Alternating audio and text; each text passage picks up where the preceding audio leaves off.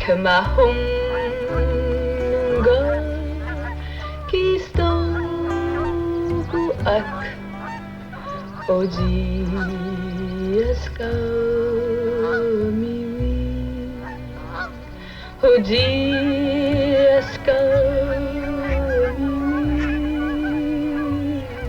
Oji Eskamiwi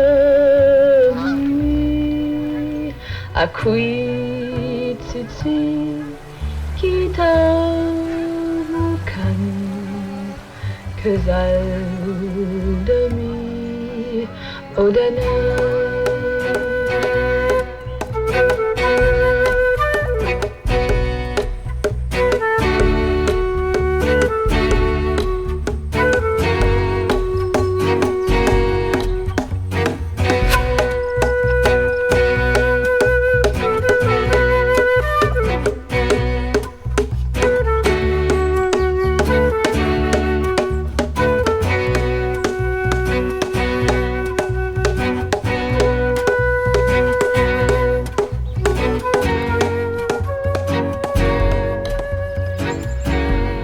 This is Odanak, an Abenaki reservation by the San Francisco River in the southern part of Quebec.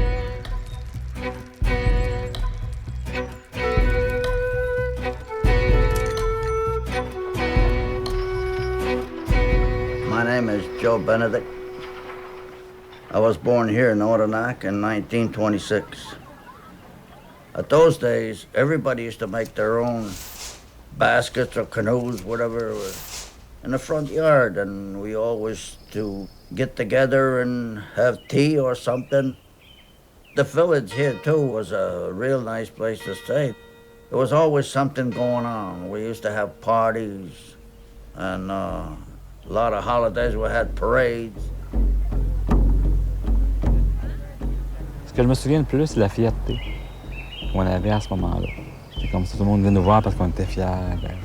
Je me souviens de mon grand-père qui préparait son costume, puis même si c'était dans une boîte de carton, là, il prenait ça avec une cérémonie, là, son costume, là, c'est comme quelque chose de sacré, là.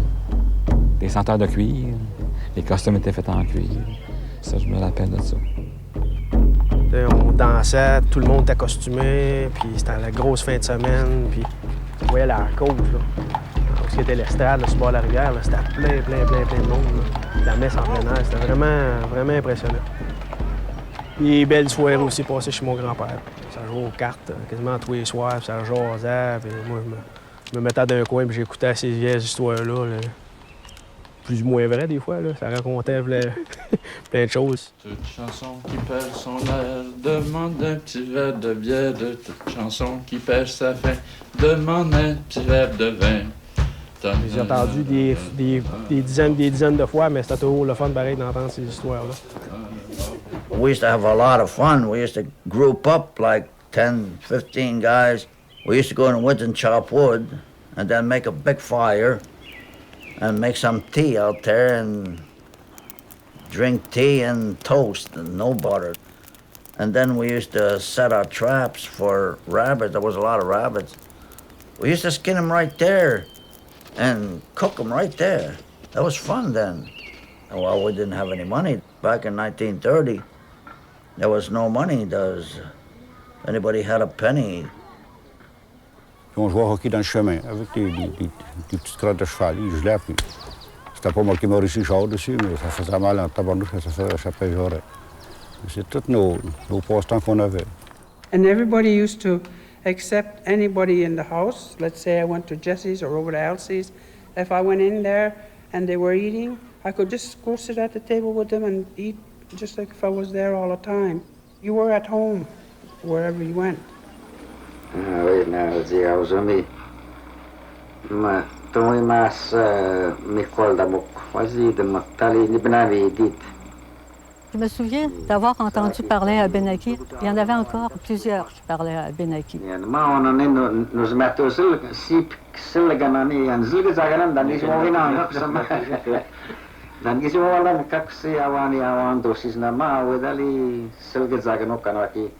On l'entendait parler, mettons, quand on allait chez Juliette. Elle avait son petit magasin. Et puis, elle parlait Abenaki, puis souvent, les gens qui allaient au magasin parlaient Abenaki avec elle.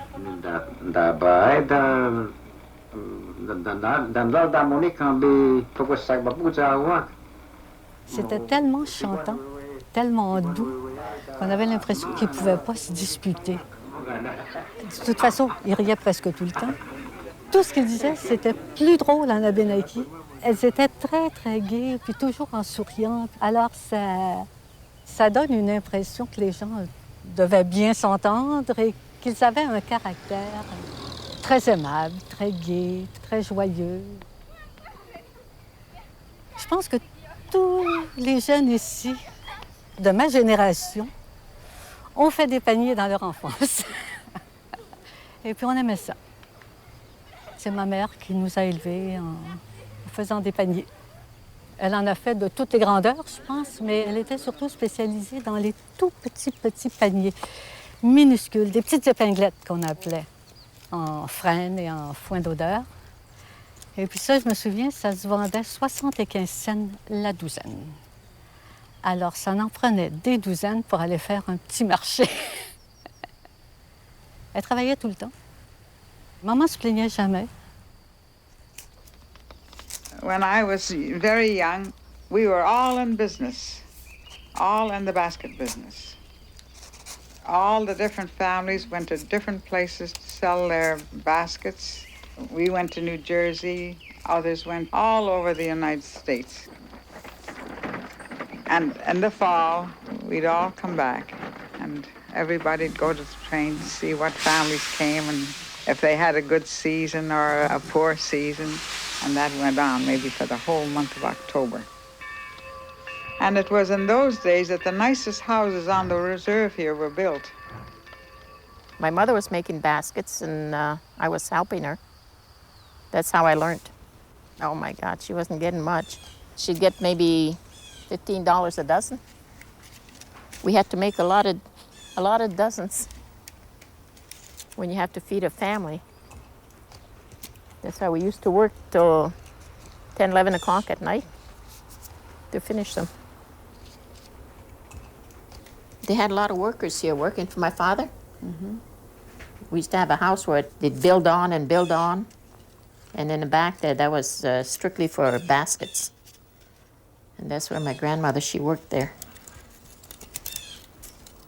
And she taught me a few things too. That's where I started. You're using sweet grass now? Yes, sweet grass, braided grass. Yes. Did you braid it yourself? Yes, I did. Yeah? Yeah. They don't sell it braided anymore. No. No. So we have to braid all our own grass. I've seen it before. Oh, yeah? Takes a long time to have enough for a basket. You know how much it paid to braid it around a chair? A straight chair like this? Yeah. For 100 times, 5 cents. Did you ever go and pick sweet grass yourself? No, I didn't. No? No. It's so nice and green when you first get it. Yeah. I used to love seeing people hang the ash, that's curled up with all the beautiful colors. I remember so much purple and the yellow like a lemon, and the red, such beautiful colors. The blue, because I remember in the old days they had dyed all the splints. They didn't make baskets with no color. No. Every house you went to, you could smell the sweet grass. You could smell the ash. At another house, maybe someone was dyeing the splints. They hang them up on the line to dry, so they curled with the wind blowing through them. I thought they were dancing. In the early 1900s, the people of Odanak earned a good living with their basket making, enough for them to build some of the most beautiful homes in Odanak's history.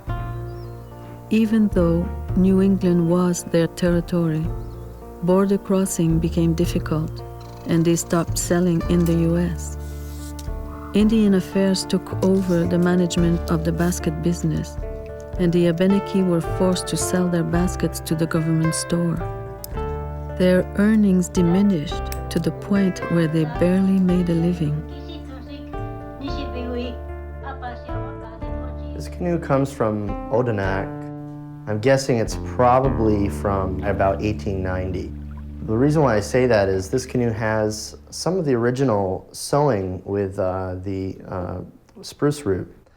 And that started to fade off later on as builders needed to produce faster for the market in around Montreal and the Thousand Islands area. And they started using just nails primarily. And that really more or less ended the canoe building for a lot of Native people, especially Abenaki people. Do you think it's possible that Nicolas made this? It's very possible. I have a document from Nicolas that said that during one season, him and his friends produced 30 canoes in one season. It's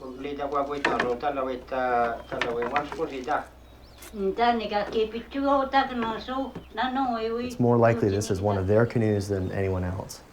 Well, I'm going to try to resurrect this canoe. There's a lot of damage, though. There's damage done to the gunnel structure here, and it's going to be kind of tricky to get these strong enough to support everything again. But it might float when I'm done with it. It's going to be a big job.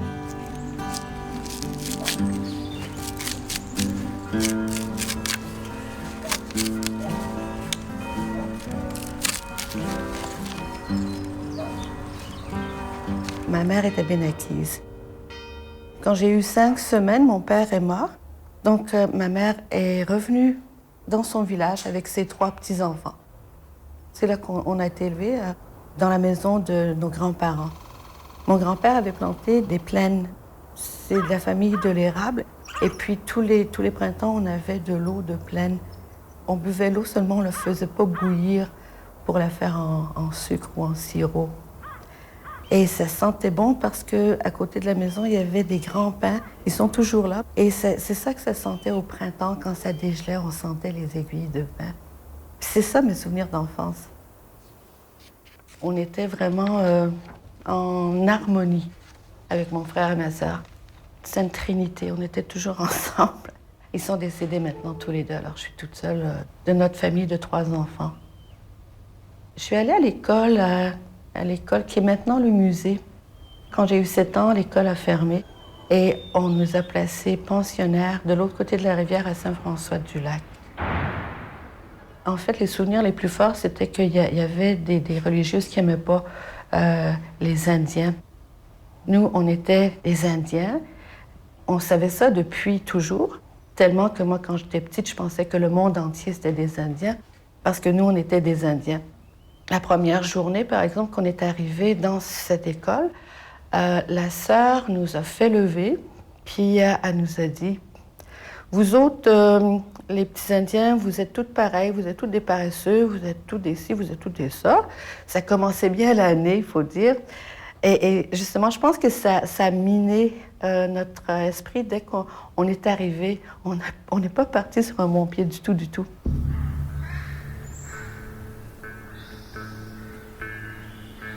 The body of Aboriginal canoes is the bark. They're made from the outside in, which is completely different than European boat technologies. This starts with the bark. So the bark is the most integral part of the canoe. And then it's filled in with the sheathing and the frames or the ribs. So what I have to do is try to keep some of the old bark, then replace it with new bark, just exactly the same way that the original builder did this. Because if I don't, the ribs won't fit with the right pressure. Unfortunately, one of the problems is that the original canoe has been really ruined with this old fiberglass that somebody put on here. So I'm having to get in here. Whenever I'm looking in at these old canoes, I'm always so excited to see these neat little things like this. What's that? This is the original builder put this in. And see these little holes right here? Yes. These are the little cuts called Yes. gores that allow the bark to be turned into a canoe shape. And then you don't have to sew them back together, but this builder sewed them back together. But not only did he sew them back together, He sold them with this extra piece of bark that he put in to act as a reinforcement, to make that stronger. And he also put in this pitch here on the inside to give it two kinds of waterproofing, an outside waterproofing and an inside waterproofing. And it really took time to make sure that this piece was put in with the pitch at the same time. A lot of builders don't do that. And it's really neat. Some of the original sewing can be seen here. Yeah. I learn so much when I'm doing these things. It's like having the builder here with me, showing me what I need to do.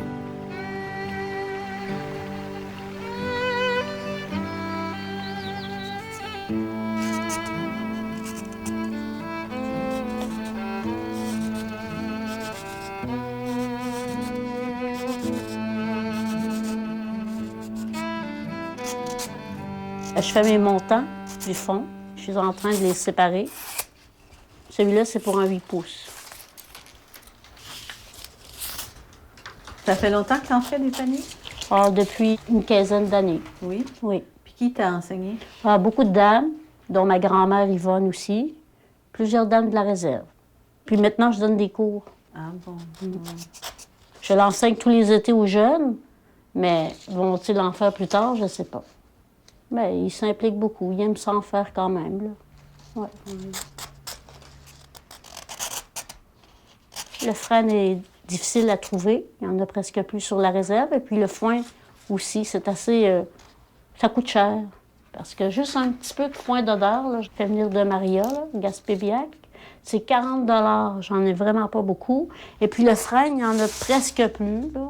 Vraiment, là, c'est très rare. C'est plus de 30 quelques $ le petit rouleau.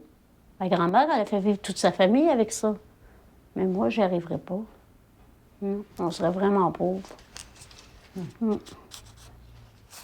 sais qu'elle allait les vendre à Odanak, là, sur la réserve, dans une petite maison qu'elle appelait pour le gouvernement. Là. Oui. Elle partait les vendredis, je crois, dans une poche là, en coton. Là. J'y allais, quelquefois, je l'accompagnais, là, puis après, on allait à l'épicerie à Pierreville faire les commissions.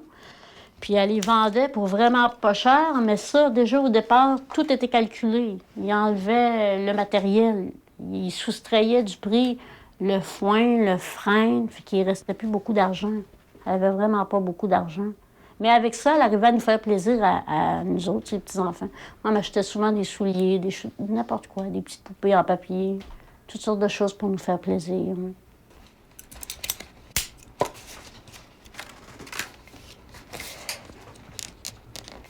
Mon nom, c'est Yvonne M'Sadoques. Je suis Abenaki. Je viens d'Odanak. Je suis venue au monde à Saint-Léonard parce que mon père il avait été chercher des loques de frein. Il fait des paniers, là. Il avait été chercher ça à Saint-Léonard. Et puis ma mère allait accoucher là. Mais j'ai toujours vécu à Odanak. T'as pauvre. Oui. T'as pas riche. À quel âge t'as commencé à faire des paniers? Ben moi, j'ai commencé, c'est mon père qui m'a montré. Et puis, parce que ma mère était canadienne, elle ne savait pas faire des paniers. Et c'est mon père qui m'a montré.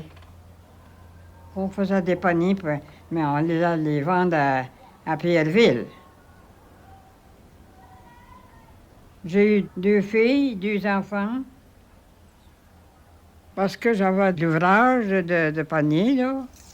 J'étais capable de les faire vivre. J'étais capable de les faire habiller. Ils étaient habillés, mes filles, comme il n'y en a pas dans le village. Il n'y en avait pas dans le village. Moi, je travaillais rien que pour les autres. Rien que pour les autres. Ça, c'est un vieux panier que mon grand-père prenait pour aller vendre les paniers de ma grand-mère. Ma grand-mère fabriquait des paniers à part de sa vente qu'elle vendait au gouvernement chaque semaine pour que mon grand-père aille les vendre au train. Il prenait le train à Pierreville jusqu'à Sorel. Et puis, il devait aller les vendre aux touristes, en tout cas à Sorel, qui arrivaient. Il les vendait toujours, ces paniers qui étaient très beaux, mais chaque fois, il ne rapportait pas d'argent. Il ramenait seulement le panier vide. Ça brosse, comme on dit. Oui, oui, oui, tu vivras mieux. Oui, à l'hiver dans les cornifleux. Bruno Robert, Obomsawin. Il est tellement beau. Il demeura pas loin de chez nous. Et puis, il allait étendre des collades, tu sais, pour prendre des lièvres. Fait qu'il arrêtait chez nous à chaque fois. C'est comme ça que les amours ont commencé. C'est un guide, lui. Il guidait les messieurs qui venaient des États-Unis. Il y allait la pêche à la truite, eux autres. Puis mon mari, ben, il les guidait. Il faisait pas à mon goût. Fait que ça marchait pas. Fait que il est parti. Il est mort, puis je l'aime encore. Et je l'attends encore.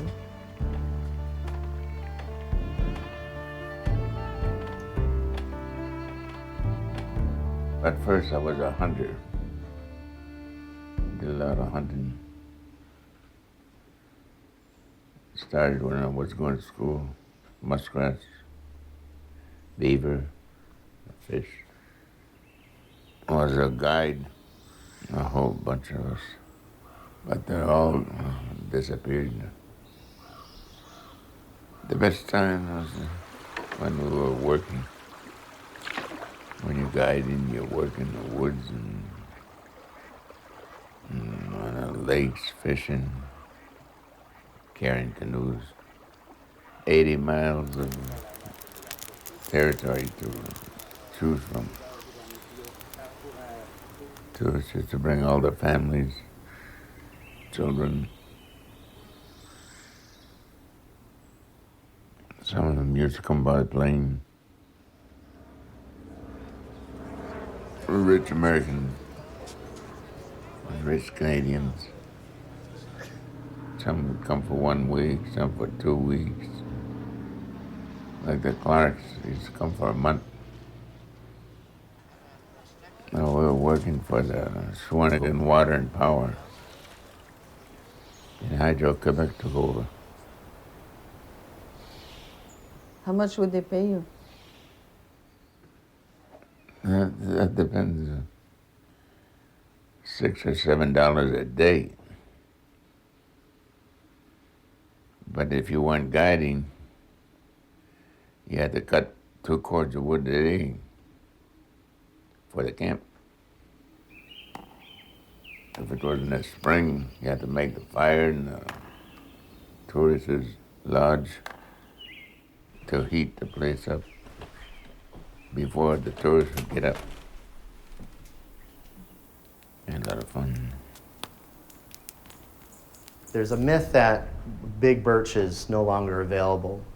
And actually, it's more available now than it used to be. Logging practices have changed. Some areas of the forest are allowed to mature to the point of getting trees that are about 120 to 160 years old. And that's the prime age for large pieces of canoe birch bark.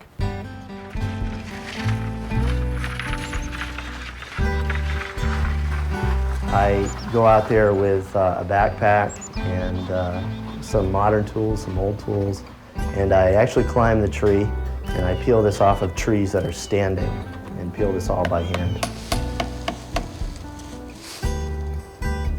I use these steps that screw into the tree and allows me to climb that tree up to about 30 feet high on the bad side of the tree. And that makes sure that my seam, my cutting seam, is in the poorest quality of bark, which is always the north side of the tree. Does it get enough sun?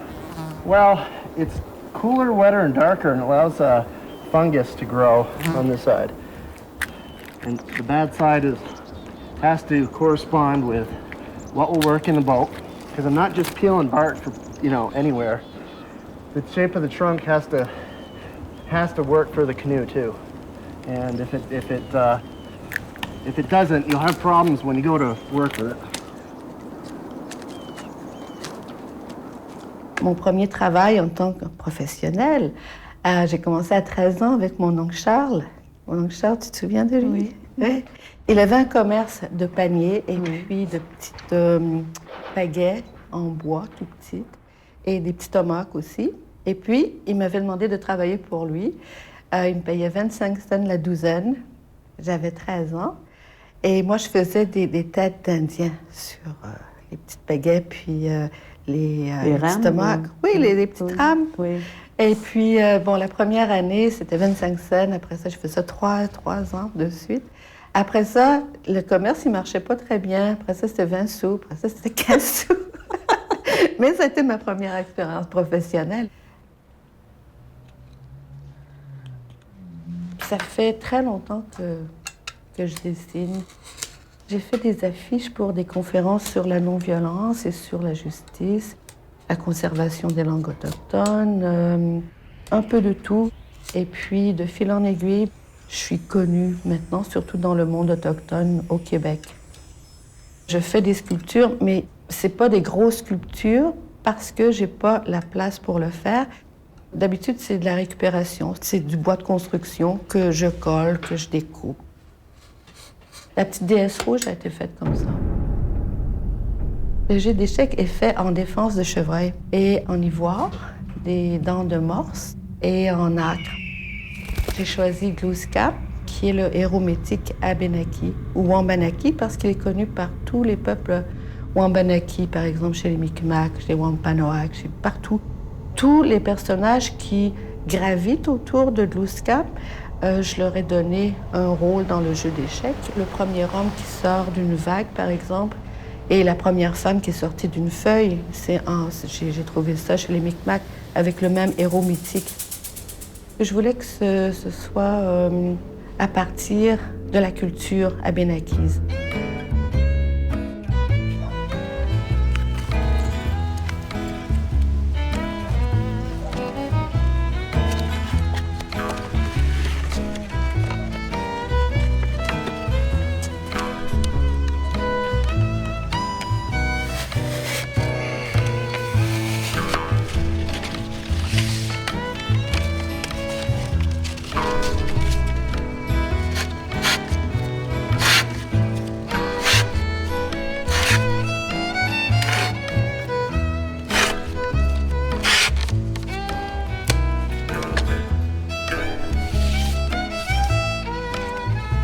Là, je prends la mesure pour faire mes montants de mon fond. Ça, c'est un vieux moule de ma grand-mère. Oui. Je fabriquais ses paniers avec ce vieux moule-là. C'est un 8 pouces. C'est quand même assez long. Ça m'en prend 16 montants. Pour le fond. Oui. Puis mes outils, c'est la même chose. C'est tous des vieux outils là, qui étaient fabriqués avec des cadrans, des vieux outils qui font le roulement d'une horloge. Là. Oui. Ouais. C'est avec ça qu'ils fabriquaient les outils pour couper le frein. J'avais 6 sœurs et un frère. C'était assez dur, oui. Parce que à Odanak, là, souvent, on n'était pas des Indiens parce que ma mère avait épousé un Blanc. Puis à Odanak, sur la réserve, pas indien. Puis quand on allait à Pierreville, là, on était des sauvages qui nous criaient. Fait que là, où se situer, je ne sais pas comment j'ai fait. C'est seulement juste vers l'âge de 15-16 ans que j'ai un peu compris que quand notre mère avait épousé un Blanc, là, ça changeait. Ça changeait tout. Ouais. Il disait que moi, j'étais blanche parce que j'avais marié un non-indien, que j'étais une blanche. Ça se pouvait pas. Parce qu'on rentre dans l'église, on était Abenaki, si on sort, on est blanche. Je me suis mariée, j'avais 15 ans. J'étais pour avoir 16 ans. Là. À ce moment-là, on m'avait dit, bon, ben là, tu es obligé de vendre tes droits. M. Courchaine, l'agent des Affaires indiennes, avait entendu dire que je me mariais. Et puis c'est là qu'il m'avait dit, bon, ben là, il faut que tu vendes tes droits parce que là, tu maries un non-autochtone. Et puis, tu n'as plus de droits dans la communauté. Fait qu'on va te donner 8 $ et puis tu vends tes droits. Fait que, à 15 ans, là, tu réalises pas, là, c'est quoi, là. Et puis, ben, ma mère, c'était supposé être correct. Fait que j'avais signé, j'avais 15 ans. Pour moi, ça, je me mariais, je m'en allais à Montréal avec mon mari. J'ai eu des enfants, je me suis divorcée. Puis à ce moment-là, bien là, c'est là que mes problèmes ont commencé. C'est que j'allais à l'aide sociale parce que j'étais seule avec 3 enfants à Montréal. Puis on me disait, bien là, va-t'en dans ta communauté, t'es pas canadienne. Puis j'avais demandé ici, à Odanak, au conseil de banque, puis on m'avait dit, bien là, t'es plus indienne, retourne-toi-en à Montréal pour avoir de l'aide. Fait que tu sais plus où t'appartiens, là. C'est très difficile à vivre. Je me souviens d'avoir vécu ça, là, je savais plus où qui j'étais. J'étais pas canadienne, puis j'étais plus amérindienne. Fait que j'étais quoi? T'es pas bienvenue à nulle part. Les femmes non autochtones qui mariaient nos frères, bien, elles devenaient amérindiennes, elles devenaient autochtones. Et nous, on perdait tout. C'était pas évident. Moi, je sais que j'avais déjà parlé à des gens dans la communauté, puis c'était comme, ben, c'est à toi de pas te marier, là. Tu savais que tu perdrais tes droits. Mais j'étais là, non, ça n'a pas de rapport. Pour moi, c'était pas logique, tu sais. Pourquoi tu perds ta nationalité? Ça, je n'étais pas capable de comprendre ça. Qu'une nationalité, ça se perd. Si tu nais amérindienne, tu meurs amérindienne. Moi, j'ai toujours regretté de m'être mariée. Pour ça. D'ailleurs, c'est pour ça que je me suis jamais marié avec Nicole, ma conjointe. C'est parce que à l'époque, si je la mariais, elle perdait ses droits. Puis ça, il n'était pas question que ça arrive, tu sais. Un petit peu plus tard, quand Antoine était pour naître, c'était aussi important qu'ils puissent avoir leurs droits. Fait que à ce moment-là, il y avait juste une manière de faire. À la naissance, il fallait inscrire le nom du père inconnu. C'est sûr que le médecin, quand il m'a demandé le nom du père, tu sais, mais j'ai dit, il faut t'inscrire inconnu, tu sais. Fait que là, il m'a dit, bien, c'est pas toi le père? J'ai dit, oui, c'est moi le père, tu sais. Là, je me suis fait traiter de sans cœur, de pas bon, puis de tout ce que tu veux, tu sais, parce que faire ça à ses propres enfants, c'est quelque chose qui n'était pas à faire. Mais c'est le prix que j'ai à payer si je veux que mes enfants aient leurs droits. Fait que c'est ce qu'on a fait. Ce que j'avais le plus peur, en fin de compte, tu sais, là, c'est qu'ils finissent par se rebeller contre moi, tu sais, puis me dire « T'as jamais voulu nous accepter comme tes enfants, tu sais. Fait que on veut plus de toi comme père. » Mais c'est le contraire, c'est ce que j'espérais. Ils ont vu le sacrifice que j'ai eu à faire, et puis ils sont très fiers de la position que j'ai faite et du sacrifice que j'ai fait pour eux autres.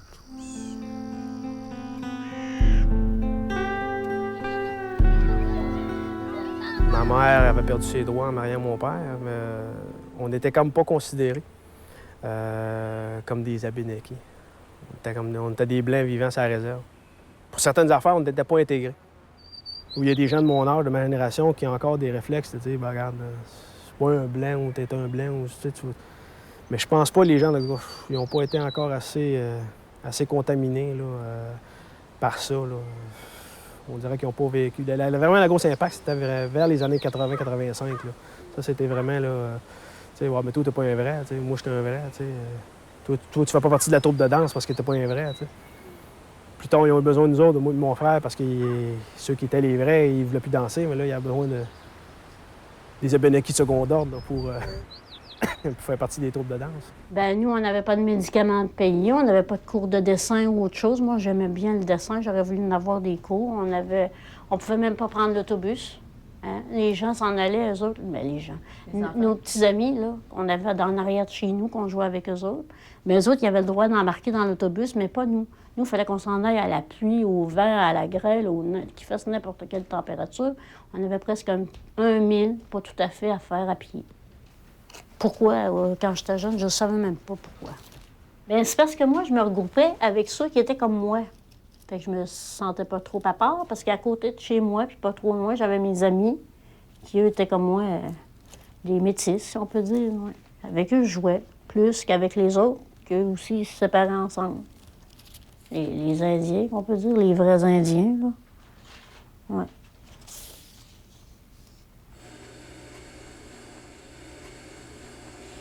J'ai jamais pensé de me marier. Peut-être que je me serais mariée, mais je me serais retournée chez nous après. Mais je pense que j'aurais marié un Indien. Je suis pas sûre. Après ça, je serais retournée chez nous, j'aurais pu sortir pareil, ça n'aurait pas paru. Ben, c'est vrai. Jamais eu l'idée de me marier. Les femmes qui décidaient de se marier, si tu avais tes enfants puis que tu ne te mariais pas, c'était correct au niveau de la loi sur les Indiens. Longtemps, je me disais, mon Dieu, Claire, t'as pas été intelligente, là, tu sais. T'aurais pu faire ça, toi aussi. Marquer père inconnu, puis pas me marier. Admettons que j'aurais eu mes enfants, de marquer père inconnu aussi. Parce qu'il y en a d'autres filles dans la communauté qui ont décidé de ne pas se marier, puis ont eu leurs enfants. Tu sais, je les trouvais assez chanceuses, là, que leurs enfants avaient tous les droits à l'éducation, à la santé, à tout, là. Puis qu'à ce moment-là, nous autres, nos enfants avaient droit à rien. Puis on était exactement pareils, excepté que nous, on a fait l'erreur monumentale de se marier. In April 1970, Jeanette Corbière married David Lavelle, a non-Indian man. She was to lose her status as an Ojibwe woman. With the support of Chief Wakagijik and his consul, she decided to contest Section 12(1)B of the Indian Act. The first case was heard in the county court. I had to get up and testify. And I went into all those things, you know, the fact that this is where I was born and this is where all my people are. And he said all kinds of things. You know, one of the things that he brought up was that intelligent Indians nowadays really should do away with reserves, you know, that you shouldn't have any part of that. So he says, how come you want to be connected with a reserve? We all know what reserves are like. And then he says, as a matter of fact, he says, you should be glad that a white man married you. Judge Grossberg obviously, you know, ruled against us. He felt that there just wasn't anything even worthwhile thinking about. Jeanette Corbière's court case created the momentum needed for many other women to take up the fight to regain their lost Aboriginal status. At the same time, First Nation women's associations were created across the country.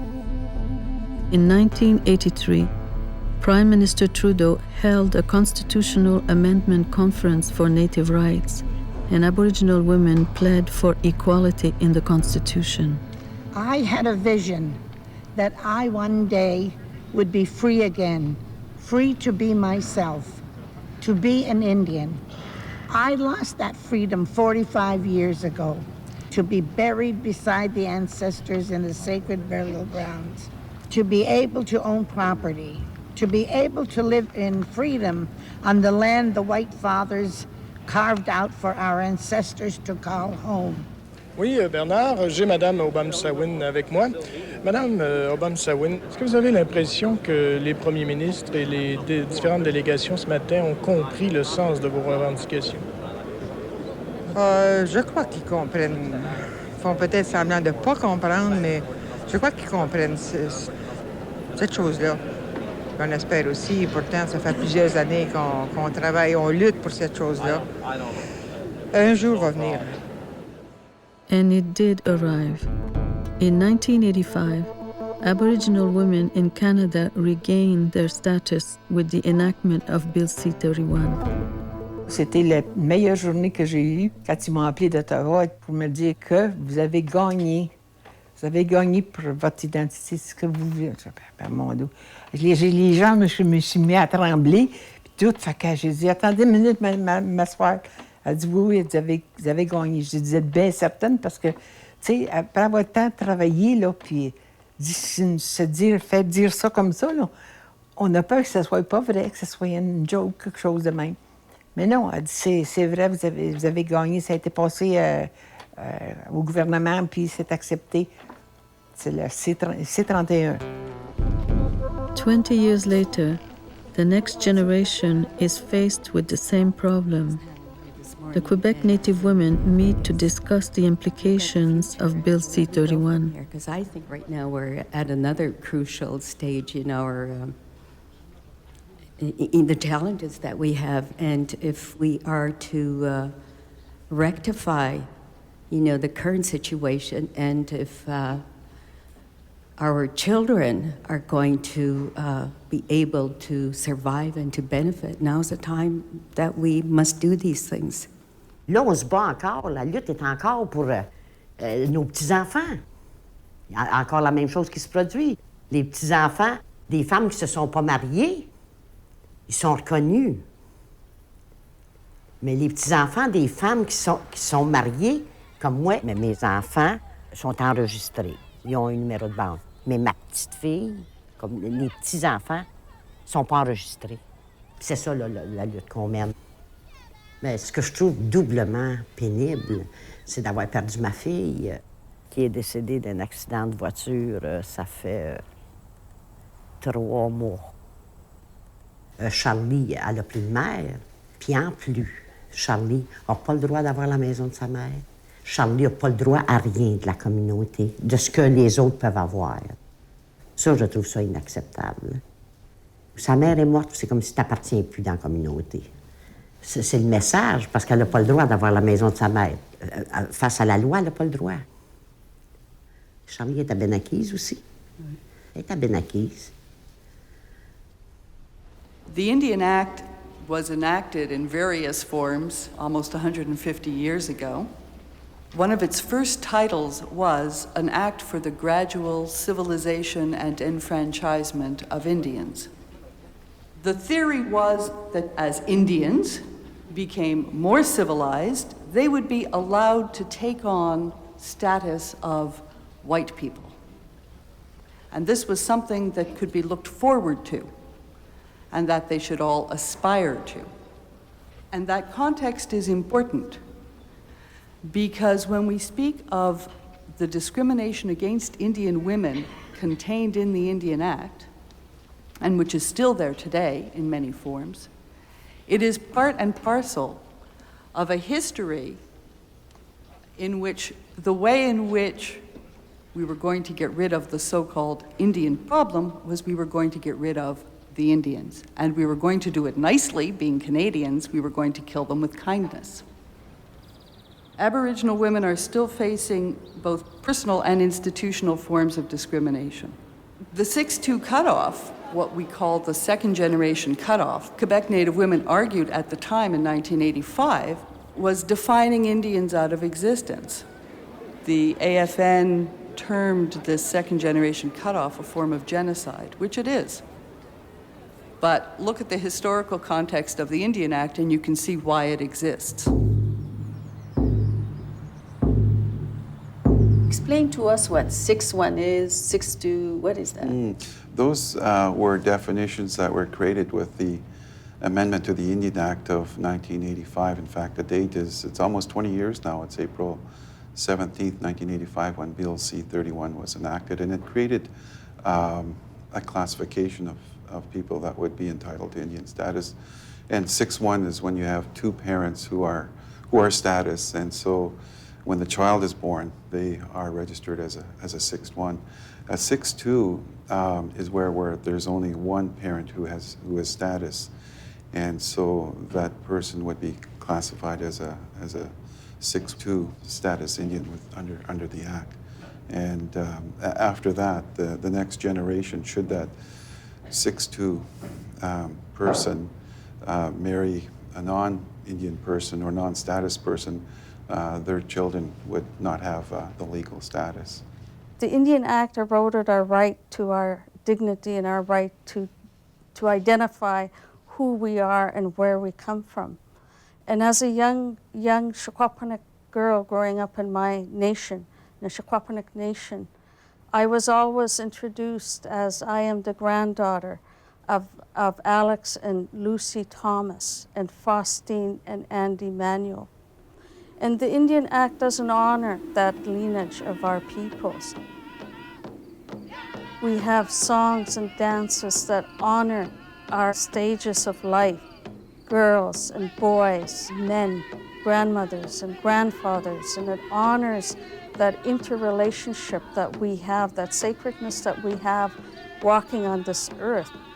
And the Indian Act does not do that. It does not embrace those teachings of who we are and where we come from as Indigenous women of the land. this Indian Act has disgraced and now dishonors our women through this piece of legislation. The Abenaki or Waban-Aki people are part of the Algonquin nations. They lived all over New England, in the Maritimes, and in the province of Quebec. Hundreds of different groups, each one with a different name, but all identifying as Abenaki, lived by the rivers or the Atlantic Ocean. The archaeological finds in Maine, New Brunswick, and Quebec date back 12,000 years. Before contact, it is estimated that there might have been over 50,000 Abenaki. In the early 1500s in Maine, they began to trade with the European fishermen. So began over 300 years of wars and terrible epidemics which killed many of our people. It is said that by the end of the American Revolution, there were only 1,000 Abenaki left. Waban-Aki, people from where the sun rises. The Delawares, as Waban-Aki, were the grandfathers of all other nations because they were the first to receive the light of the sun rising over the sea. This was the East, where life begins. Our people traveled all over their vast territory, and they also cultivated the land. They lived in wigwams and teepees covered with birch bark. They looked up at the sky, watched the stars and the moon, our grandmother, that predicted the weather and the time to cultivate and harvest. They believed there were 13 moons in a year that guided their ways of living in cooperation with nature and the animal world. They knew about the summer and winter solstices. In the eastern townships, on the Pinnacle Mountain, a sacred place for the Abenaki, one can still see groupings of large stones placed in circles to hold special ceremonies. The Chosen One. A medicine man would identify a 7-year-old child, most likely a boy, but sometimes a girl, and he would take the child to an island where the child would fast for several days and nights. While the child is fasting, he tells him or her stories about the magical powers of plant life and the animal spirits. A child of the bear clan might be visited by a bear, the keeper of medicine.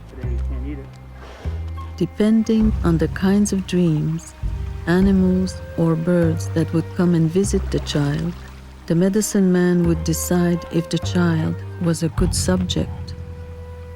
When chosen, it would be a lifetime in training, so he or she may become a good medicine person for the people. It is believed that when a woman was a medicine person, she was known to hold more power than a man, because to begin with, she held the highest power of all. She was the giver of life. When two young people were attracted to each other, there were signs or ways of showing interest between the two at social gatherings. Perhaps the boy was carving something, and he would drop a chip of wood near the girl. If she picked it up, it meant she was interested. Maybe the boy would wear a certain color kerchief. If she wore the same color, then for sure there was love there. The boy in question would designate two of his best friends, who would bring presents to the girl's mother, such as a horse, maybe a wampum belt. Everyone knew what was going on as the two boys would walk to the girl's wigwam, while the mother just happened to be sitting there. The two boys would nervously present their gifts and make a long speech about what a great hunter and warrior their friend was. And then they would leave. The girl's mother would gather all the relatives, and they would try to find something wrong with the boy. If they were unable to do so, they would hold a feast, and everyone would be invited. While the best orator would tell a story that really held the attention of everyone, the young couple would run away to a special wigwam in the bush. Every night, they would acknowledge and seek the blessing of the moon. If they stayed together for 7 moons, only then would they be married. This way of life went undisturbed for thousands of years until the newcomers arrived. By 1676, more Abenaki joined the Sokoki and the Abenaki already residing in Odanak by the San Francisco River. Jean Crevier, the seigneur of San Francisco, established himself and had a farm in the area in 1680. The Abenaki came to advise him that he was on their land, but Crevier responded that he had the title to this land given to him by the King of France, and remained. 20 years later, upon his death, the widow of Jean Crevier and her son Joseph ceded a 2-kilometer wide area along the seigneury to the Abenaki. By 1768, more land had been ceded by Crevier's widow and 2 other local seigneurs, bringing the total amount to 58.375 square kilometers, of which only 6.1 square kilometers are left today. The seigneurs at the time were obliged by the governor to cede the land, as the savages would act as a protective shield against attacks from the English and the Iroquois. Madame Crevier's contract stipulated that the day the Jesuit mission would be terminated, the land would return to its donor or her descendants. A fort was built, including a church, presbytery and its dependents, and 20 to 30 long bark houses that could lodge up to 60 people in each.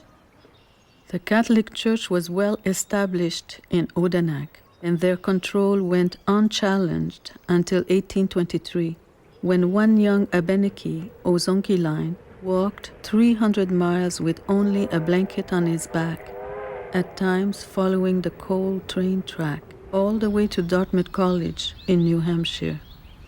At Dartmouth, he received an education in the Protestant faith. 6 years later, Ozonkiline returned to Odanak and became a teacher and a Methodist preacher in the Abenaki language. An endless war began between the Catholics and the Protestants. The chiefs warned the Catholic priest, "If you want to preach to us from now on, you will have to do so in Abenaki. We don't want to hear your words or say confession through an interpreter anymore." In 1848, a new priest, Father Moreau, wrote, "The Methodists are losing. I am pleased to announce that I have been able to preach every Sunday in the savages' language." Within a few years, Father Moreau managed to buy Abenaki land and constructed a Catholic church, a presbytery, and a school. A new village was born on Abenaki territory, next door to Odanak, and it was called Pierreville. Many of the people of Odanak came to Pierreville to sell their baskets at the general store owned by David and Émile Laperrière, who received huge orders from other retailers throughout Canada and the United States. Other people in Pierreville also profited from the basket trade by acting as middlemen to the people in the surrounding areas. Although the people of Odanak and Pierreville lived side by side, it was 2 different worlds. However, today in Quebec, there are many descendants from marriages between the Abenaki and the French. In Canada, the Waban-Aki nations on the bands list number 38,000. In the U.S., there are 23,000 registered Waban-Aki people.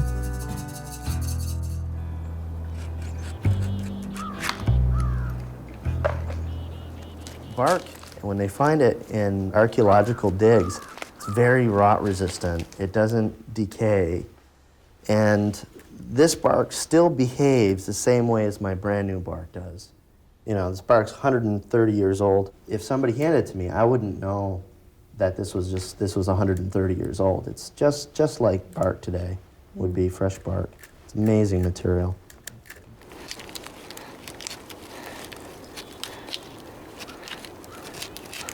Is that a crooked knife? No, it is crooked, but it's not a crooked knife. Missisquoi. Missisquoi uli. Ozi wigwam. Wigwam is derived from wigwam. A wigwam doubled as a man's house when he was out with it. He was traveling long and far, a lot of stuff, and when he stopped at night, he'd flip this over, and this would become the shelter. So it's not just bark canoe, it's your home. It really shows how important these were to the people. Il y a beaucoup de mots qui se rapportent évidemment à la nature et à leur façon de vivre à cette époque-là. Parce qu'il y a les noms animés et inanimés, qui est vraiment la base de la langue abenaki, mais je crois de toutes les langues indiennes aussi. Là, on les appelle animés ou inanimés, mais Masta, lui, les appelle forts, les noms forts, les noms faibles. Les missionnaires les appelaient les noms nobles et les noms ignobles. Ça, vraiment, j'aime pas tellement la définition. Une fleur, c'est ignoble, imaginez. Oui. Alors, les noms animés, en fait, ce sont les noms forts de tout ce qui est vivant, évidemment, mais aussi de beaucoup de certaines choses qui étaient considérées comme animées. Un bleuet, c'est inanimé, et puis une fraise, c'est animé. Pourquoi? Je ne sais pas. Mais peut-être que la fraise avait quelque chose de plus que le bleuet, selon leur façon, leur conception des choses. After many years of campaigning, enough funds were raised to completely renovate the museum, the first of its kind in Quebec. Renovations are ongoing, but the museum is open to the public. J'ai hâte de commencer à bâtir un programme pour les gens de la communauté, tourné sur la transmission de la culture. On a besoin de ça. On le donne beaucoup aux touristes qui passent 1 heure et demie avec nous, mais ce transfert de connaissances-là devrait se faire aussi pour nos jeunes. Puis pas rien que les jeunes, parce qu'il y a des gens ici qui nous disent « Ah ben là, moi, je connais pas assez l'histoire. » Puis même ceux qui viennent de l'extérieur, souvent ceux-là, ils sont en grand manque de culture, ils le disent. Ceux d'ici, souvent, ils sont un petit peu plus discrets. Là, on va avoir l'espace, on va avoir les moyens, on a des beaux endroits là, pour mettre en place, finalement, pour que la culture se transmette. On est 6 guides. On explique un peu c'est quoi les traditions, c'est quoi la culture amérindienne, pas juste des Abenaki, mais des Inuits, d'autres nations. On rencontre beaucoup de personnes qui nous apprennent aussi d'autres choses sur les autres nations. Alors c'est très intéressant, comme un travail d'été. J'aime ça, être Abenaki. Je suis fière de mes origines. Je m'appelle Alanis. Je travaille avec le terrain de jeu. Je suis coordonnatrice. J'ai eu cette idée-là parce que moi, quand j'étais jeune, on n'avait pas accès aux autres terrains de jeu de Saint-François ou Pierreville. Alors, j'ai décidé d'en faire un pour Odanak parce que mes enfants d'Odanak n'avaient pas accès aux autres, vu qu'on est amérindiens. Moi, j'aime beaucoup ça. Pourquoi? Parce qu'on fait plein d'activités. Puis moi, mon animal préféré, c'est l'ours, comme les Indiens.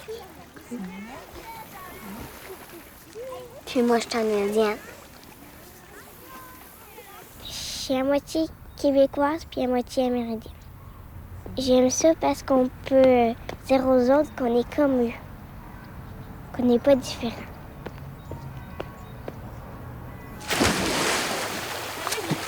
Qu'est-ce qui est important vraiment pour moi, c'est de garder notre culture, toutes les légendes justement, les chansons, les danses. c'est une chose très importante pour moi.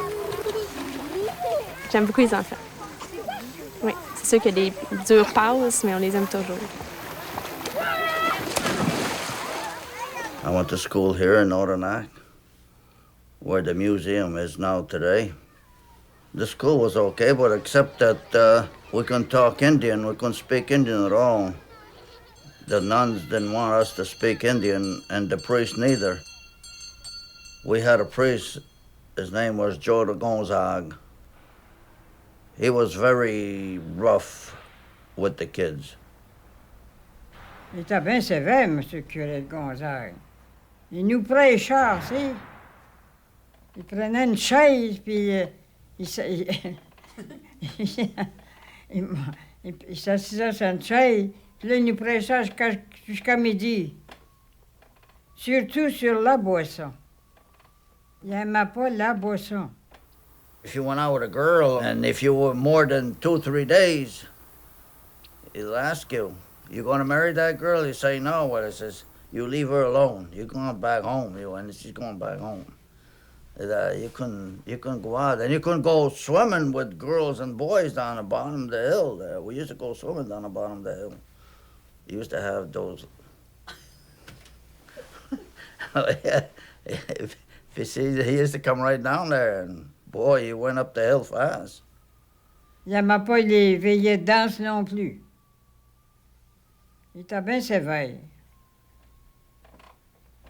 Toi, allais-tu danser des fois? Moi? Oui. Bien sûr. J'ai été certain. Ça se souvenait vrai. Une fois, il y avait une veillée chez Juliette, là. Il y avait une veillée de danse, là. Il a été les arrêter. Pas de dansage. And he used to walk right in the house and clean the house right out. He didn't want no dancing around in the village. Arrêtez de danser, vous allez aller chez le diable. He used to walk right in there in the house and say, hey, get the hell home. Il arrêtait de danser. Il voulait pas qu'il danse. Every Friday, we used to have to go to confession. Kid, 7, 8 years old, didn't do anything wrong. You had to lie. You used to say all kinds of lies. One used to go, they say you stole this, you stole that. That was all lies. Il y avait des côtes, là. La bonne mort, puis la mauvaise mort. La mauvaise mort, il y avait le diable qui tirait le malade, là. Ça en allait en enfer. Pas vrai, ça. Une désaccroître. Oh, mon Dieu. Quand on était jeune, là, on croyait ça, c'est sûr. Il me faisait peur. Oh, il va s'en aller, c'est le diable. Oh, oh. On voyait la flamme, là. Il s'en va sur le diable. Pas vrai. Il n'y a pas de diable. Puis-tu ça? Non. Hein? Non. Ben non. Il n'y en a pas.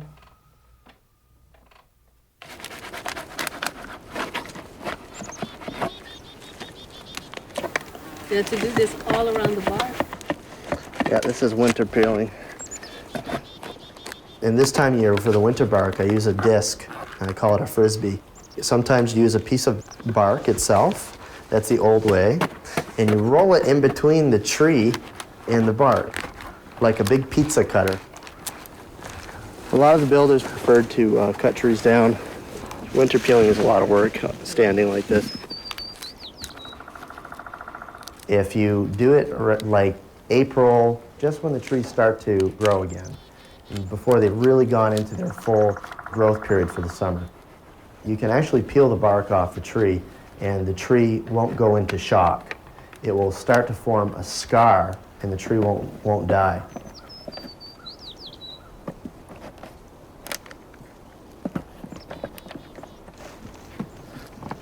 So now, what's the next move? Start pushing this off. Yes, and is it difficult or? Yeah. The tree is not quite ripe or what? It's ready. It's always difficult because it really wants to stick to the tree. So that's why I need this batten and that rope and can only do a bit at a time.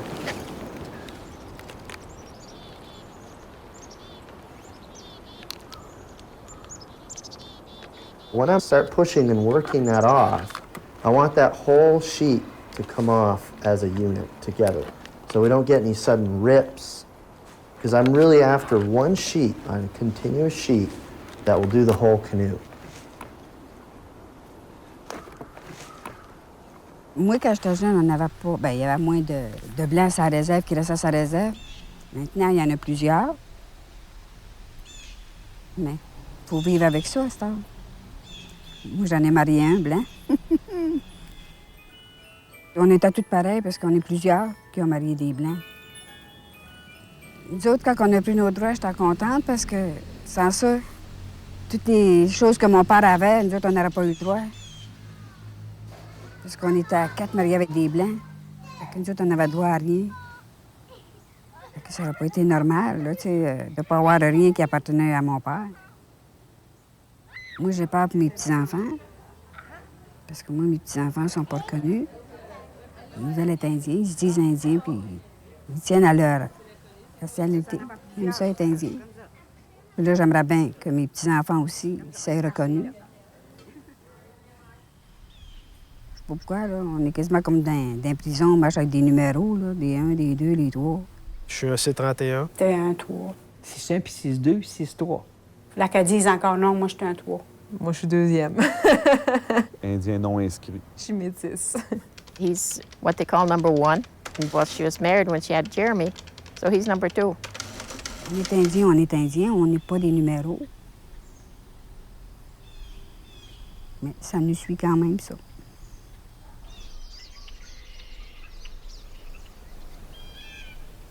À Odanak, quand on tombe en amour, on se fait mal en même temps. On commence à se diluer. Donc, on se tue en même temps qu'on tombe en amour. En tant que nation, en tant que personne, on grandit, mais en tant que nation, on est en train de mourir comme ça. Puis ça fait comme un genre de deuil, ça. Ça fait mal en dedans. Ça fait mal de dire, ben là, hey, là, je vais pas mourir, moi. Je vais continuer à vivre.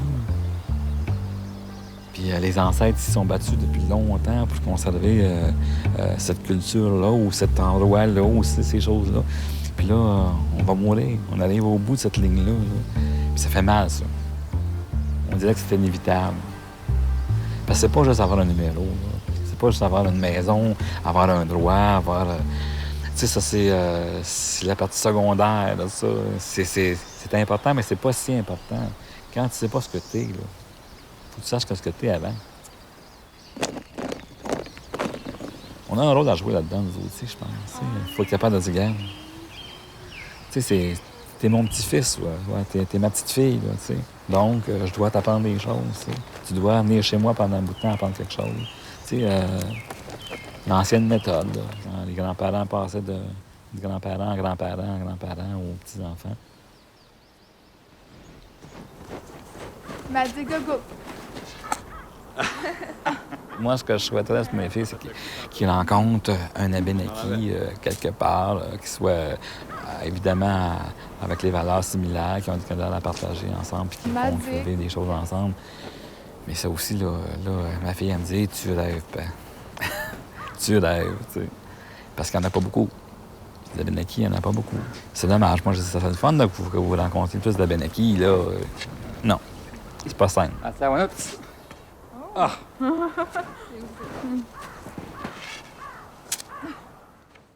Je suis marié avec une non-Abenaki. Mes enfants ne sont pas statués, donc c'est ça. La maison, si je décède demain matin, mais ma maison, je suis obligé de la donner à un de mes frères, ou en tout cas à un Abenaki de la communauté, là, parce que mes enfants n'ont pas le droit. Je sais qu'au niveau du Grand Conseil, un des gros mandats qu'on a aussi, c'est la défense des droits et des intérêts des membres. On a donné le mandat à une firme d'avocats de faire juger discriminatoire l'article 6 de la loi sur les Indiens qui définit qui sont les Indiens statués. On prend une femme qui a marié un non-Indien avant 85. La femme perdait ses droits. Elle récupérait en 85 son statut, son plein statut, mais les enfants sont juste 6-2, demi-statués. Puis si on prend l'homme avant 85 qui a marié une non-Indienne, La femme prenait le statut, les enfants sont plein statut. Donc, on a le frère et sœur dans la même situation que les petits-enfants, un sont statués, l'autre, ils ne le sont pas. Fait qu'on veut au moins aller rechercher au moins un niveau, une génération de statuts, peut-être deux. En même temps, ça fait 1 an et quelques qu'on travaille sur l'adoption d'un code d'appartenance. On a changé dans la loi la définition des membres.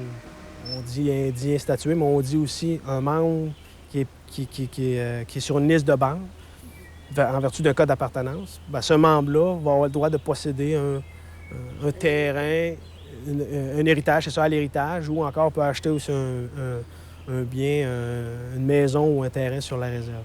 Donc, on peut espérer peut-être là, étirer ça un peu plus longtemps. Mais sinon, c'est sûr qu'au moment où on se parle, le code n'est pas accepté, la loi n'a pas été modifiée, bien, peut-être, si on est très pessimiste, 2, 3 générations, la nation va être éteinte.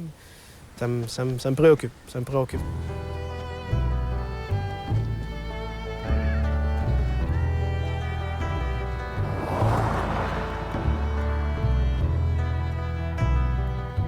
"30 miles away, Odanak's sister reserve, Woolinack, almost faced termination in the early 1900s, when there were only 2 families left living there. On est à 6, la famille, nous autres. 3 filles puis 3 gars. Ils nous ont placés à leur fille, là, Nicolette. Il n'y avait pas d'argent, il n'y avait pas de gagne ben. Je me rappelle, les parents, là, ils vivaient avec le bois. Ils faisaient du bois de corde, ses habitants, toutes sortes d'affaires de même. Tu sais, ils travaillaient avec les cultivateurs. On travaillait ses habitants pour 10 cents par jour. On faisait les foins, puis nettoyer les animaux, toutes sortes d'affaires de même. On commençait à 6 heures le matin, puis on finissait des fois à 8-9 heures le soir.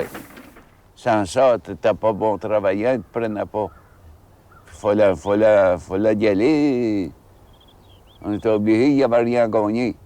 Les autres, il y en a quasiment moitié qui ont parti de la maison à 12-13 ans, 14 ans.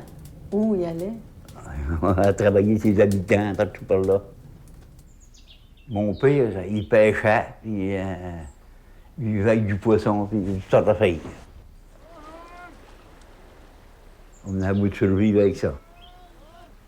Et dans ce temps-là, c'est dans la rivière, du poisson. Il n'avait tant qu'on voulait. À ce temps-là, il n'y en a quasiment plus. On était contents d'être avec nos parents. On avait toujours notre père, notre mère, nos grands-pères. On avait nos cultures. Moi, mon père, c'était un chasseur. Avec ça, je faisais un peu d'argent. On avait beaucoup de chasseurs avant, dans ce temps-là. Là. Lui, il connaissait toutes les plantes, là, puis je faisais des produits, là. Il les vendait pas, il les donnait.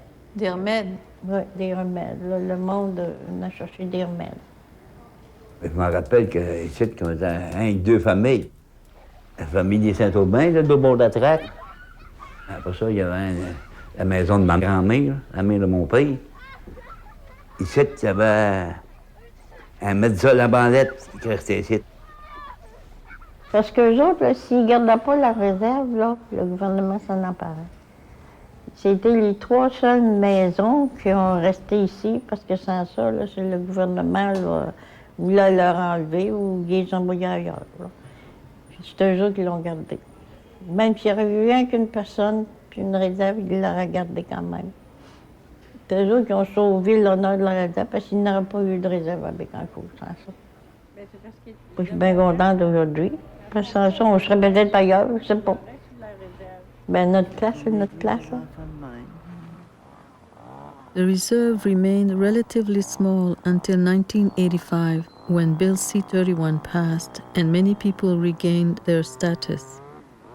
The chief at that time, Noël Saint-Aubin, invited Abenaki descendants to settle in Woolinack, and today there are 400 people living there. Ma mère est d'ici. Mon père était un nom autochtone. Ça n'a pas été un problème pour revenir à sa communauté. On essaye de garder un petit peu nos traditions vivantes aussi. Nous autres, ici, on fait de l'artisanat. Ma femme fait de l'artisanat. Puis je fais aussi de l'hébergement sous tipi. Je montre au monde comment se débrouiller avec les plantes. Je fais des chants d'Abenaki. Plusieurs choses, des choses qu'on faisait avant. Là. On essaye de garder la tradition vivante Ouais. autant que possible. Là. While our people in Odanak and Wolinak struggle to maintain their heritage, many of our Waban-Aki nations in the United States are not even recognized by the federal government or the local or state government where the people's lands are located. In Vermont, which is Abenaki territory, at the Missisquoi River, the Abenaki have been fighting for several generations for recognition by the state for their rights to the land. Our lands have been stolen from us. We have a few leases in this area of leased land that the Abenakis leased to, it was a 99-year timber lease for taking timber only. That was supposed to revert back to the Abenakis in 1856, and to this day it has not. That takes up most of this area that we're in right here, most of Franklin County. We have talked to our senators and our legislatures about this, and they're saying that we cannot have state recognition for the fear of land claims and casinos. We're in the process of the federal recognition with the Bureau of Indian Affairs right now. Yes, someday I believe that we will file for our land claims. This is our homeland. We should be able to have a piece of our homeland. I mean, we have generations of people that have lived here. I guess they believe that there are no Abenakis here. We all were murdered or ran out or sent to Canada, and that's not true. This is the Missisquoi River, named for an old village that's about 3.5, 4 kilometers up there. It was called Missisquoi. So this is a very important river. The Abenakis had a large village here, starting about 7,000 years ago, and they're still living in the area. The river was very important because this would go right out into the lake, and from there you could go up the Richelieu River, the Ganawage. You could go farther up in Portage over to the St. Francis River and get up to Odanak that way. So it's an important highway. The Abenaki name is Badom Lake Between, meaning the lake between the Abenaki and Waban-Aki Confederacy and the Iroquois Confederacy off to the west. And when I was a kid, just walking along the bank, you would find potsherds, arrowheads, parts of human bodies, I remember one time a friend found a whole vessel with a rounded bottom just weathering. It was about, 1,000, 1,500 years old. We're trying to build a collection. The big thrust right now is trying to show that the Abenakis have always been here. We're going for what's called federal recognition. And to be able to get recognition, you have to document an unbroken genealogical line, an unbroken cultural line, and an unbroken political line. And so what I'm doing is trying to collect these artifacts, interview people, so that we can show that the Abenakis have always been right here. In Maine, another Waban-Aki nation, the Penobscot, had always retained control over at least part of their land. In 1980, they entered into negotiations with the United States government over land rights. We were being asked to give up Aboriginal rights. And I felt that's the crux of who we are as a people. I didn't totally understand that or why we were being asked to. And at the same time, we were badgered into accepting state law. There was other wording in that claim we didn't like because, within that legislation bill or whatever, it said that there'll be no other claims besides this, and I knew that wasn't right.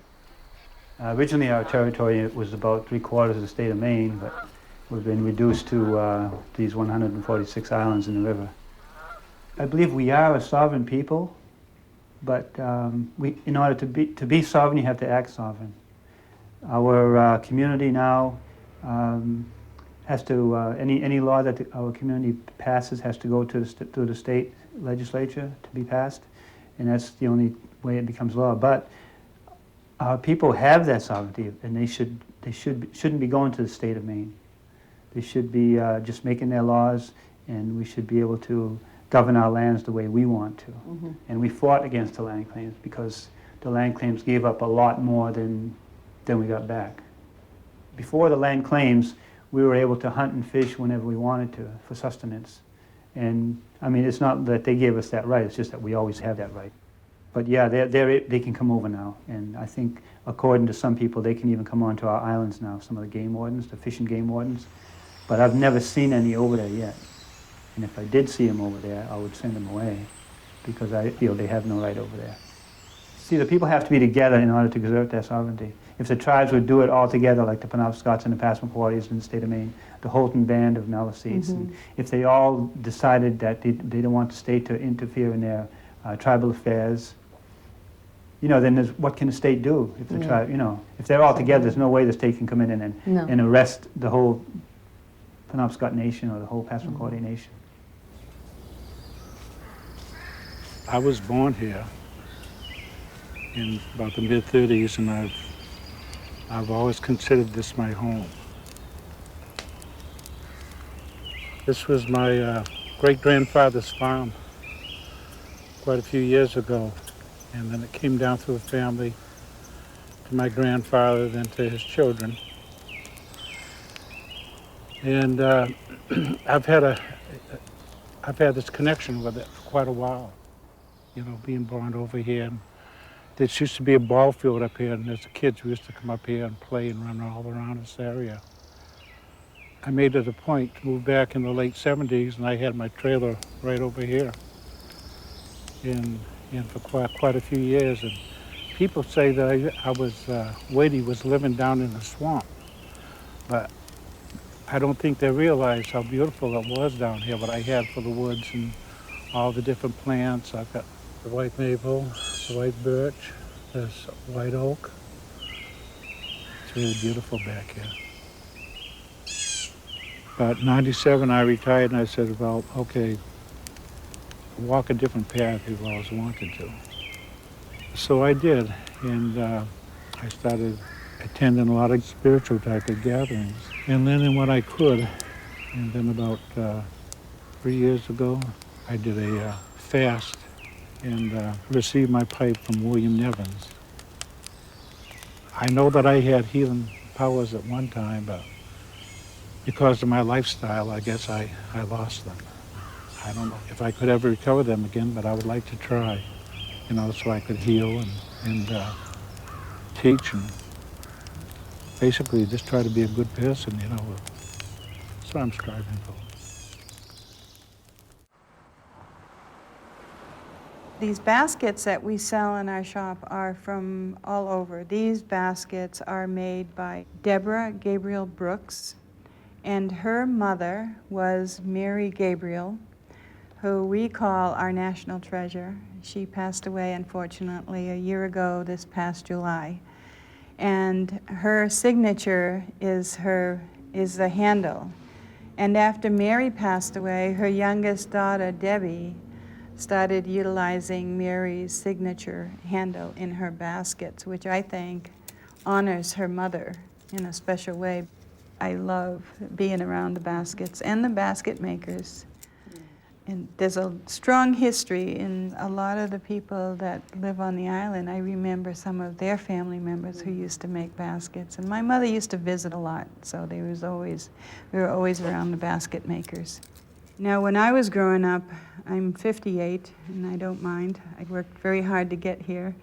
But in my age bracket, they didn't teach the language. They didn't teach a lot about the culture because everything is into assimilating into the non-native culture. And my mother was concerned because when she was a child and going to school, they used to get their hand slapped if they spoke in their own language. They would use a paddle, or the nuns would use a paddle or a yardstick and crack it across the knuckles. So because she didn't want us to go through that same thing, she would not teach us the language. But I grew up hearing her speak both Penobscot and Passamaquoddy, and I loved listening to them speak. And some of the words over time I was able to understand some of them, but I could never speak.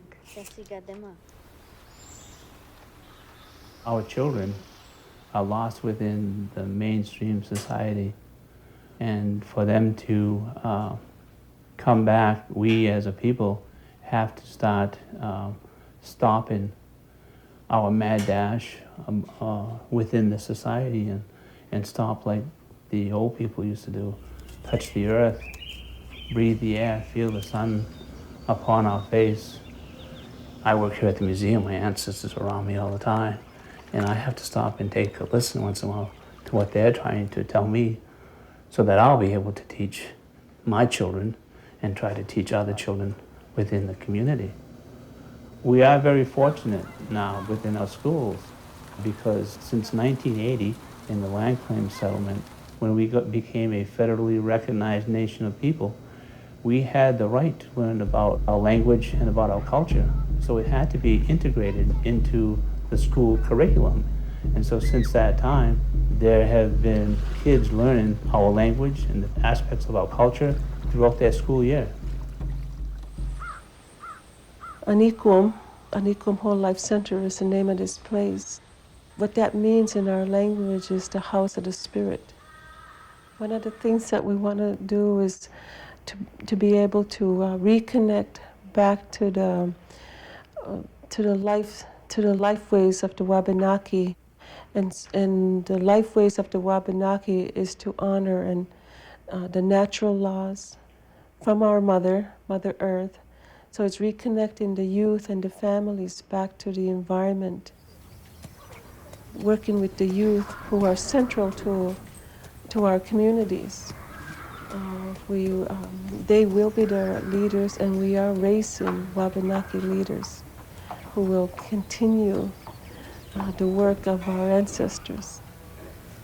And I can see the magic and how youth are transformed to have connected with the horses. And if you want to make a relationship with the horse, you really have to know and be conscious of yourself at that moment, because the horse is very sensitive, very intuitive, and very non-judgmental. And so it's a very powerful teacher about being true to yourself. When you're true to yourself, then the horse will come to you. This is a traditional ceremonial war club, is what they called them back then. And they're made with the root of the gray birch. If you flip that around like that, you can see that was the root system of the tree. Yeah. So you have to dig around the roots of the tree to expose the roots, and then you try to cut these as much as possible with a saw so you don't damage them. Mm-hmm. So then you take them out, clean them off, and so that's how the club was made. And when I learned from Sanavi, the very first club I carved, he helped me carve it, and that's this one here, which I can show you this. This is the first club I ever carved, and this is the style of club that Sanavi used to do. Mm-hmm. They were all painted. The figures were realistic. So I did those type of clubs for years. But since researching and seeing all the older clubs that didn't have all of that paint on it, I started doing some of the old style spirit clubs too. Originally these were used as head knockers, you know. But over the years they went from weapon use to ceremonial use. See how dry that is now?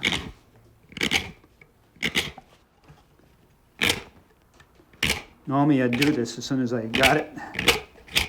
But here we go.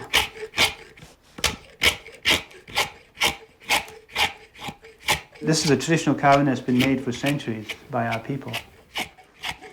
When I started doing these, I thought it was just something that he did to make money. So for over 20 to 25 years, I didn't even realize the history behind them. So in '97, we started researching. The oldest club that we know of was used in 1691 and 1692 by Chief Madakawanda of the Penobscot tribe. Long enough, I guess.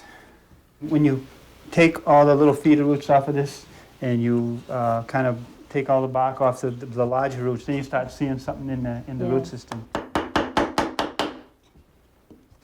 This particular root doesn't have as big of a burl that most of them do. And I think this kind of shows it a little bit more. You see that big burl like this that this has? So a lot of the clubs have that all the way around it. And when When I first started learning from Sanabi, that was a perfect spot to put the chief's head in because it's so Yes. rounded. You can put a head pretty much anywhere. It's whatever you see in the wood. I mean, you don't see the same thing every time. Young people from the University of Vermont are taking part in an old tradition, the Talking Stick Circle. Being Abenaki to me is like being a part of a family that I've met and become more connected with over the years. Knowing all you guys have been a really great experience, and I've met you all through being Abenaki, learning the culture, the rituals. It's a wonderful feeling knowing that I'm a part of something that was here before Columbus. I've learned a lot of stuff from being Abenaki. Everything feels perfect where I am and who I'm around and all the people that influence me. Abenaki to me feels like everybody's there for each other. It's an honor from birth to when you pass on. I feel a closeness with the earth, and I just feel alive being Abenaki. I think it's awesome because I learned so much from you guys, and most of the things I've learned have been from people younger than me, which is really amazing. And I think it's before, when I knew I was Abenaki and I was never in the culture or anything, once I finally started getting into it, it was like finding a lost part of myself. It's a wonderful feeling.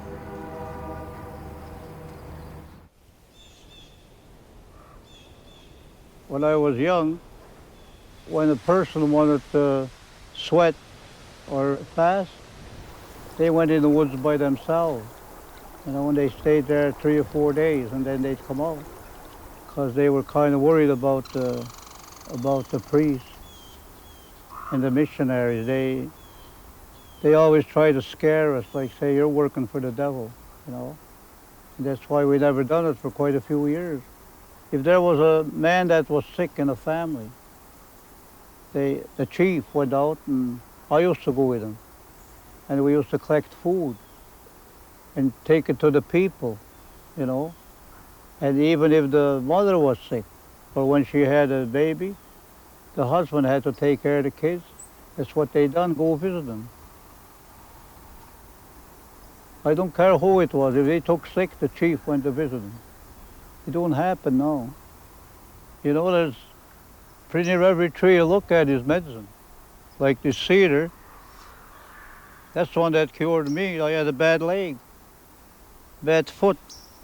And a lady from up north came and seeped that cedar. I soaked my feet in that. In 3 days, it cleared up. The fir and the pine, you can use that for your cough, you know. A lot of things like that. See, I got a lot of it collected now, but we have to make a place and market what it is and what it's for. So the people, when we're gone, the younger generation will know. You see, like, sometimes the kids are hard to get along with, and they're arguing with their mothers and stuff. Then we take them in here and we talk to them, you know. And after a couple times in there, they change. Because you can't get mad at kids. you gotta talk to them good. If you don't, they don't listen to you. When I was a little girl and my mother would be making baskets, I'd sit right beside her, right on the floor. I'd make them little horse, you know, you bend the legs and stuff like that. Then after she died, I didn't make too many baskets after that. And when I came back to the reserve, I didn't see doll cradle around, so it was still in my head. I have a very good memory. And I made one. The first one I made, I took to Foxwoods with me. They bought it right off to stay at the museum because they hadn't seen one for years and years.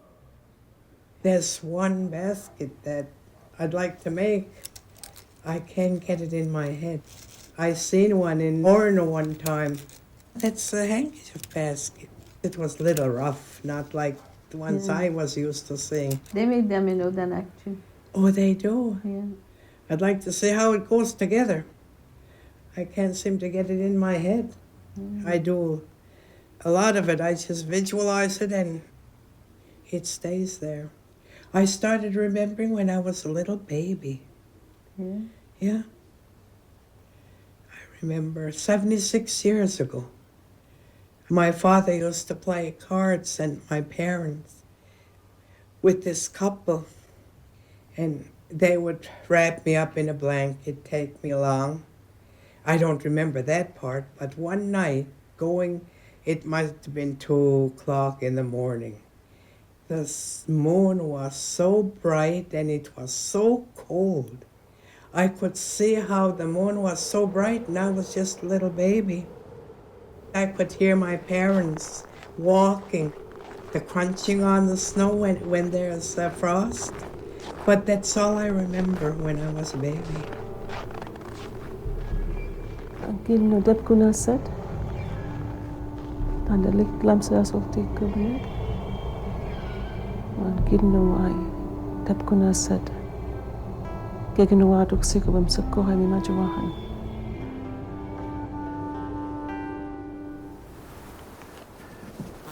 All right, tree. Is it coming up with you now? Yeah. It's over half off now. Yeah. I was in a real tough place in my life. Maybe it was just being young, trying to figure out who I was. Identity issues that seem to be real common amongst Abenaki people in the States and whatnot. I was without a job, and I wanted to do something that really made me happy. So my stepfather asked me, he says, what do you love to do? What do you really want to do? This canoe popped in my mind, and I said, I want to make a birch bark canoe.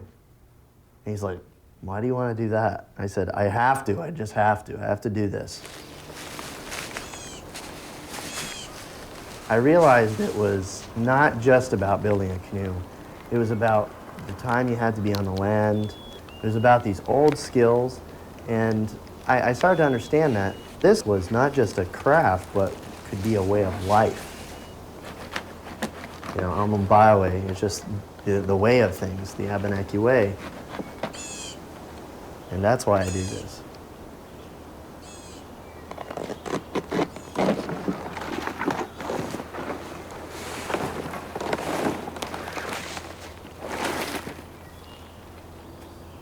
I'm always proud even to bring it home because it feels like I've really accomplished something that I'm supposed to be doing as a person with traditional values.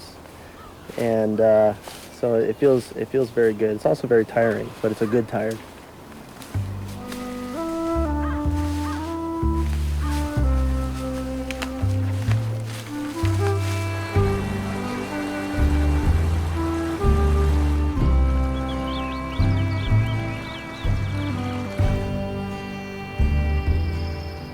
Je me sens bien à Odanak. Mes racines sont ici. Je ne pourrais pas aller vivre ailleurs.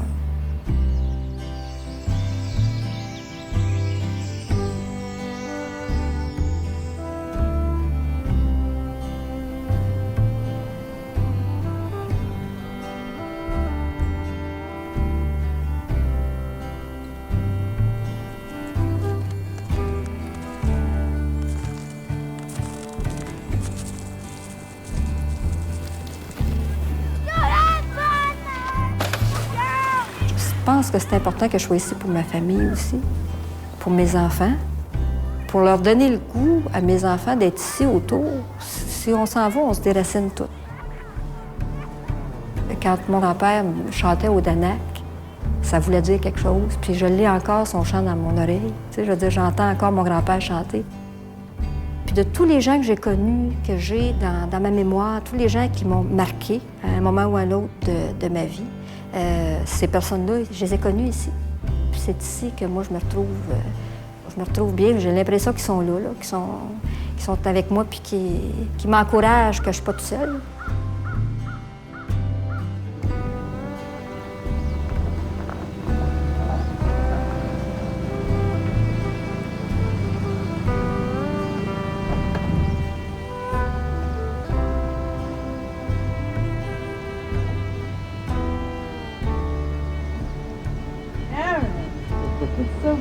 cool.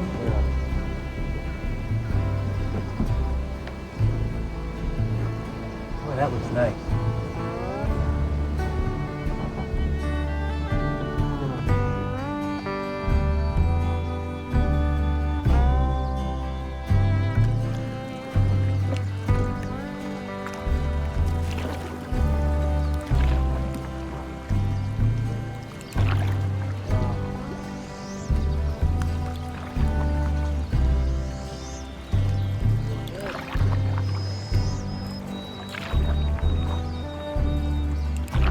When our people were losing their land and thousands were being killed, the leaders met with all the Waban-Aki nations and said, "We must disperse to the four corners of our territories and will not meet again for generations. Try to remember something of our traditions and our way of life. Someday, our descendants will meet again and bring with them these memories, so that the circle which has been broken will again be made whole." To symbolize this, they took the needles from the sacred white pine tree and placed them on a drum. As they played, the needles drifted to the edge of the drum, then followed the heartbeat of the drum back to the center.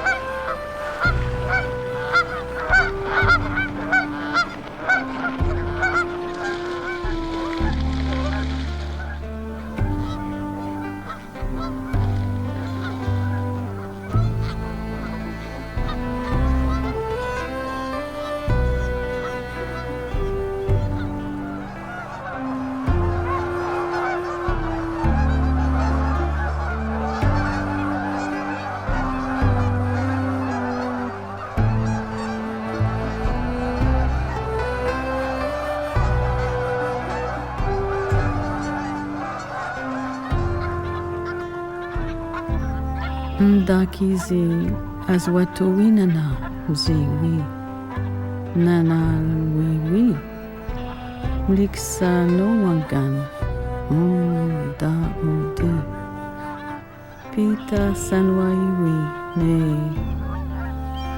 a udi leila pagakani ko tlanigan